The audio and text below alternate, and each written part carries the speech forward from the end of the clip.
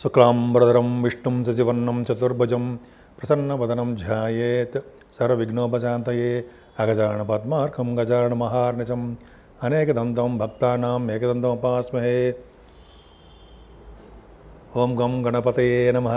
ఓం శ్రీమాత్రే నమః. ఓం శ్రీ గురుభ్యోం నమః.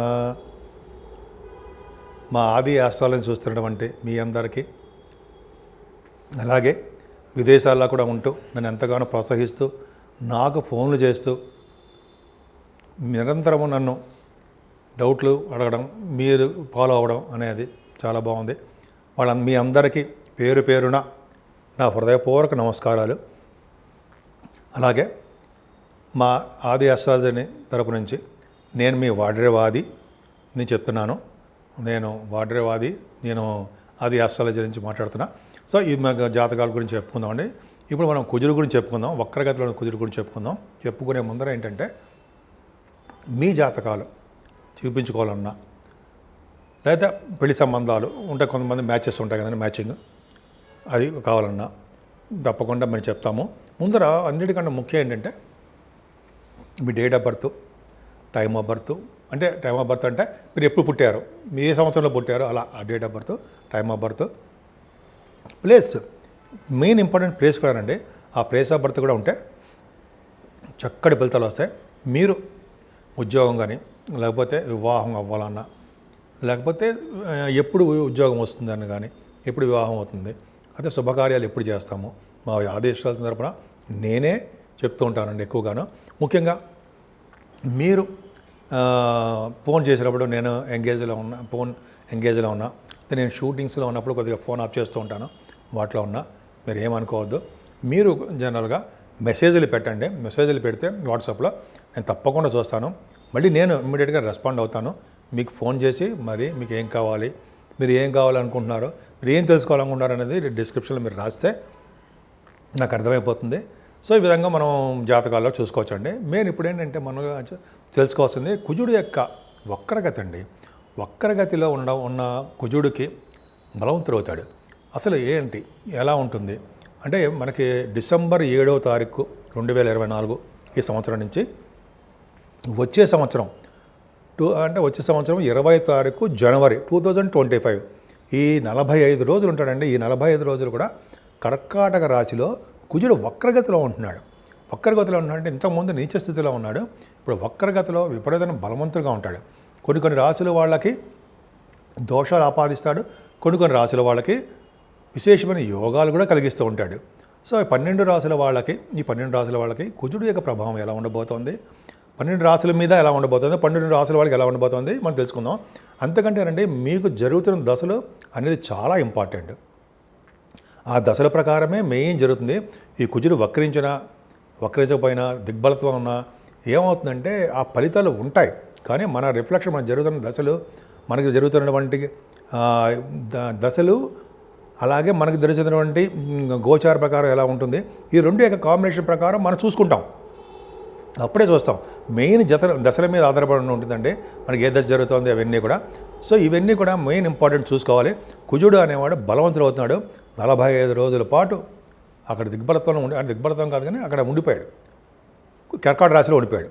సో ఈ రాశిలో ఉండిపోవడం వల్ల ఎలా ఉంటుంది, దేశానికి ఎలా ఉంటుంది, మన రాష్ట్రానికి ఎలా ఉంటుంది, మన మీద ప్రభావం మెయిన్ మన మీదేనండి. రాష్ట్రం గురించి, దేశం గురించి మనకి అంత వద్దు. మన మీద ఎలా ఉండబోతుందో ఇప్పుడు మనం తెలుసుకుందాం. 12 రాశుల వాళ్ళకి ఎలా ఉండబోతుందో ఇప్పుడు తెలుసుకుందాము. కుంభరాశి వాళ్ళకి చెలరేగిపోతారండి. ఎందుకు? ఆయన 3వ ఇంటి వాడు, అలాగే 11వ ఇంటి వాడు, 10వ ఇంటి వాడు అయ్యాడు కదా. మరి మ్యాలిఫిక్ కదా 3వ ఇంటి వాడు అంటే. యాక్చువల్గా అండి 3వ ఇంటి వాడు 10వ ఇంటి వాడు అయ్యి 3-10లో యోగిస్తారు. ఇక్కడ మీకు ఏం చేశాడు మీకు మీ రాశికి ఆయన వెళ్ళిపోయి 6వ భావంలో కూర్చున్నాడు. భయమా? ఏం భయపడాల్సిన అవసరం లేదు. 3వ భావాధిపతి అవ్వడం వల్ల 3వ భావానికి ఆయనకి డెవలప్ చేస్తారు కదా, స్ట్రాంగ్ ఉన్నాడు కదా. ఉచ్చ సమానుడు కుజుడు ఒక్కరిగతిలో ఉంటే ఎగ్జాల్టేషన్తో సమానుడు, 12వ వాడు అవుతాడు. సరే మీకు 12వ వాడు కాదు కానీ 12వ భావంలో ఉచ్చలో ఉంటాడు. సరే ఏదో కుంభరాశి వాళ్ళకి 3వ భావాధిపతి అవ్వడం వల్ల ధైర్యంగా ఉంటారు, ప్రతి పనులను ముందంజలో ఉంటారు. వాహన యోగాన్ని ఇస్తాడు మీకు. మీ తోబుట్టు వాళ్ళని, చెల్లెల్ని, తమ్ముళ్ళని వాళ్ళు మీరు బాగా చూసుకుంటారు. సహాయ సహకారాలు వాళ్ళకు కూడా మీరు అందిస్తారు అన్నలో సందేహం లేదు. 3వ భావం బాగుందంటే పత్రికా రంగ సంస్థలో పనిచేసే వాళ్ళకి కూడా అద్భుతమైన ఫలితాలు ఇస్తాడని సందేహం లేదు. ముఖ్యంగా వీటన్నిటికంటే ఆయన ఎక్కడున్నాడు? 6వ భావంలో ఉన్నాడు, ఎగ్జాల్టేషన్లో ఉన్నాడు. 45 రోజుల పాటు దిగ్బలంలో ఉంటాడు. దిగ్బలం కాదు కానీ ఆయన 4th భావంలో ఉచ్చస్థితిలో ఉన్నట్టు లెక్క. సో ఈ విధంగా ఏంటి 6వ భావం అంటే ఏంటి? చంపేస్తాడా? ఏమీ లేదండి. 6వ భావంలో ఉంటే ఆయన విశేషమైన సంపద కలిగిస్తాడు కదా. 3, 6, 11 స్థానాల్లో ఉంటే ఆయన అద్భుతమైన ఫలితాలు ఇస్తాడు అన్న మనం చదువుకున్నాం కదా. పాపులు 3, 6, 11 భావాలు ఉంటే యోగిస్తారని. కుజుడు, శని, రవి, అంతే కదా. ఇప్పుడు మనం కుజుడు గురించి చెప్పుకుంటాం కాబట్టి కుజుడు బలవంతుడైపోయాడు కాబట్టి కుంభరాశి వాళ్ళకి పర్ఫెక్ట్గా చాలా బాగున్నాడు. కుజుడు వలన యోగం కలగబోతుంది మీకు. అంటే సుబ్రహ్మణ్య స్వామి మీకు యోగాన్ని కలిగించబోతున్నాడు. శత్రుభయం లేకుండా ఉండి చేయడము, కోర్టు కేసుల నుంచి ఉంటే వాటి బయటపడిపోవడం, కోర్టు కేసుల నుంచి బయటపడిపోవడం అంటే ఏంటంటే వాటిని డిస్మిస్ చేయడం అంటారు కదా, కోర్టు కేసులని, అది బయటపడ్డము, శత్రుభయం లేకుండా ఉండడము, రుణ బాధలు లేకుండా ఉండడము, అనారోగ్య సమస్యల నుంచి బయటపడ్డము, దానగుణం ఉండేటి చేయడము, అదృష్టవంతులుగా చేయడము, దాసదాసిధనం అంటారు సరే, సేవగా జనాన్ని ఇవ్వడం. ఇదేంటంటే 6వ భావం అంటే ఇంకా చెప్పుకుంటూ వెళ్ళిపోతే ఎన్నో ఉంటాయి. 6వ భావంలో స్ట్రాంగ్, పైగా విదేశాల్లో స్టాంపింగ్ అవ్వడము, H1B వీసా రావడము, అలాగే ఇక్కడ గ్రీన్ కార్డు హోల్డర్ రావడం కుంభరాశి వాళ్ళకి, అదే పర్మనెంట్ రెసిడెన్సీ. 6వ భావంలో గవర్నమెంట్ ఉద్యోగాలు రావడము, పైగా రాజకీయ రంగంలో ఒక వెలుగు వెలగడం కుంభరాశి వాళ్ళకి బాగోదని చెప్పడానికి ఏం వీల్లేదు. రాజకీయంగా వాళ్ళు వెతుకుతారు, పొలిటికల్గా వాళ్ళకి పదవులు వస్తాయి.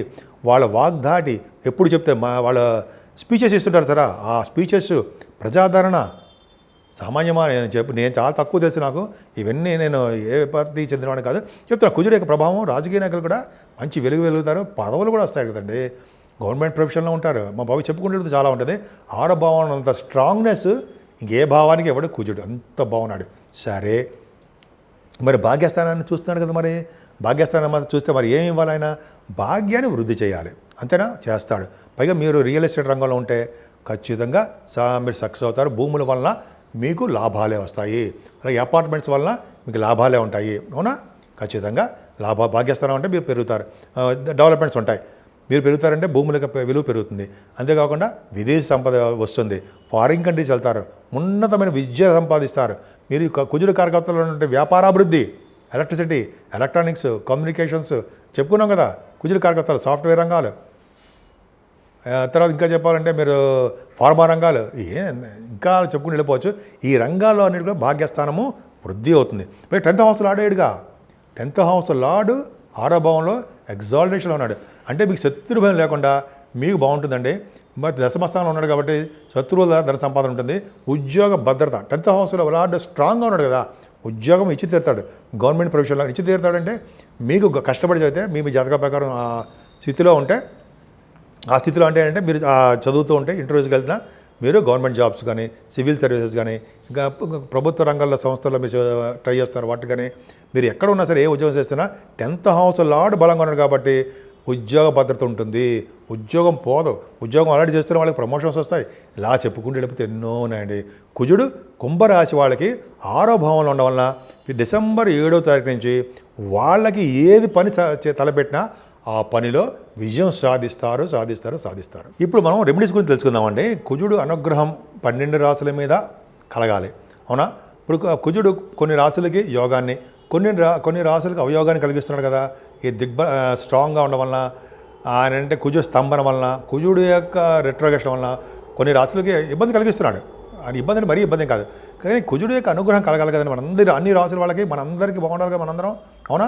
కాబట్టి కుజుడు సుబ్రహ్మణ్య స్వామి పూజలు చేసుకుందాం, సుబ్రహ్మణ్య స్వామి కళ్యాణం చేయించుకున్నా, సుబ్రహ్మణ్య స్వామి అష్టోత్తరం చేసుకున్నా ఇంట్లోనే, లేదా పుట్టలో పాలు పోసిన, ఈ విధంగా సుబ్రహ్మణ్య స్వామి ఆరాధన ఈ 45 రోజులు బాగా చేసుకుంటే, నిరంతరం సుబ్రహ్మణ్య స్వామి కొలవడం వలన ఏం చేయదండి మనకు తెలియదు. మనకు చిన్న మంత్రం చెప్పండి. అంటే ఓం మెలికిలిసా అండి, సం శరవణ భవాయ నమః, ఓం సం శరవణ భవాయ నమః, ఓం సం శరవణ భవాయ నమః అనే మంత్రాన్ని, బీజాక్షరం నేను 108 సార్లు రోజు చెప్పించుకోవడం వలన 12 రాశుల వాళ్ళకి అద్భుతం ఫలితాలు ఉంటాయండి. ముఖ్యంగా సుబ్రహ్మణ్య స్వామి ఆరాధన ఎంతో పవర్ఫుల్. సుబ్రహ్మణ్య స్వామికి పాలతో అభిషేకము, తేనెతో అభిషేకము, ఇలా ఉన్నాయి కదండి, అన్ని అభిషేకాలు ఉన్నాయి కదా. పైగా ఆయన గంధంతో అభిషేకం చేస్తే పుణ్యఫలం ఉంటుంది అంటారు. అరగదీసిన గంధం ఉంటుందా, ఎవరైతే అరగదీసిన గంధాన్ని సుబ్రహ్మణ్య స్వామికి మొత్తం అంతా రాస్తారో వాళ్ళకి పుణ్యం అధికంగా ఉంటుంది. వీడు ఏ జన్మలో చేసుకున్న పుణ్యమో అంటుంటాం కదా, అది పుణ్యం అని ఇలాగ వస్తాయి. పుణ్యం చేసుకోవడం అంటే ఏంటి? గంధాన్ని సుబ్రహ్మణ్య స్వామికి రాయడమే. సుబ్రహ్మణ్య స్వామి అంటే మనకు విగ్రహం ఉంటుంది, అయితే మన ఇంట్లో పాము కూడా ఉంటుంది, 5 తల పాము వెండిది, బంగారం పూజ చేసుకున్న, పాల అభిషేకం చేసుకున్న అద్భుతమైన ఫలితాలు వస్తాయి. ఈ విధంగా సుబ్రహ్మణ్య స్వామికి పూజ చేసుకుంటే ఏ ఫలితాలు వస్తాయి? భార్యాభర్తల విషయంలో అనురాగం పెరుగుతుందండి, మనస్పర్ధలు ఉండవు, త్వరగా వివాహ శుభకార్యాలు జరిగిపోతాయి, వివాహాలకి ఆటంకం ఏర్పడదు. ముఖ్యంగా సంతానం విషయంలో ప్రాబ్లమ్స్ వస్తాయి. సార్ పుట్టట్లేదురా బాబు సంతానము, ఎట్లాగా అనుకుంటాం కదా చాలామందికి. కుజుడి ప్రభావం, సర్పదోషం ఉంటుంది కొంతమందికి, అంటే రాహుకేతులకి కుజుడి ప్రభావం ఉంటుంది. ముందు కుజుడి ప్రభావం కాబట్టి పంచమస్థానంలో సంతాన విషయంలో ఇబ్బంది కలుగుతుంది. కాబట్టి ఈ సుబ్రహ్మణ్య స్వామి పూజ చేసుకుందాం, ఇబ్బందులన్నీ తొలగిపోతుంటాయి. అలాగే ఇంకా చెప్పాలంటే ఈ కొంతమందికి ఉద్యోగాల భద్రత ఉండదు, ఉద్యోగాల కోసం కూడా ట్రై చేసే వాళ్ళకి, విదేశాలు వెళ్ళడానికి ట్రై చేసే వాళ్ళకి, ఇలాగ అన్ని యాంగిల్స్ చూసి, అంటే అన్నిటి ప్రభావం యొక్క కుజుడే కారకుడవుతాడు. ముఖ్యంగా సంతాన విషయంలోనూ, భార్యాభర్తల విషయంలోనూ, భార్యాభర్తలు విడగొట్టాలన్నా కలపాలన్నా కూడా ఆయనే కారకుడవుతాడు. పైగా ఇంకా చెప్పండి వివాహ శుభకార్యాల్లోనూ అనేక రకాలుగా యాక్సిడెంట్స్ కాకుండా, ఆయన మరి రోడ్డు ప్రమాదాలు కలగడానికి, యాక్సిడెంట్ కలగడానికి, బోన్స్ తిరగడానికి, రక్తం కారడానికి, ఇవన్నీ కారకుడు ఆయనే కదా. అవన్నీ కాకుండా సర్వదా రక్షగా ఉంటాడు సుబ్రహ్మణ్యుడు. కాబట్టి సుబ్రహ్మణ్య స్వామి ఆరాధన ఎంత చేసుకుంటే అంత అద్భుతమైన ఫలితాలు ఇస్తారండి. కుజస్తంభం కాబట్టి చెడు ఫలితాలు ఎక్కువ, అంటే ఆయన బాగా రిట్రగేషన్లో ఉన్నాడు కాబట్టి ప్రాబ్లమ్స్ క్రియేట్ అవుతుంది. మనకేం చేయడు, మన రాష్ట్రానికో వేరే రాష్ట్రాలకు చిన్న చిన్న మనస్పర్ధలు వ్యవస్థ వస్తుంటాయి, అది పక్క పెడదాం.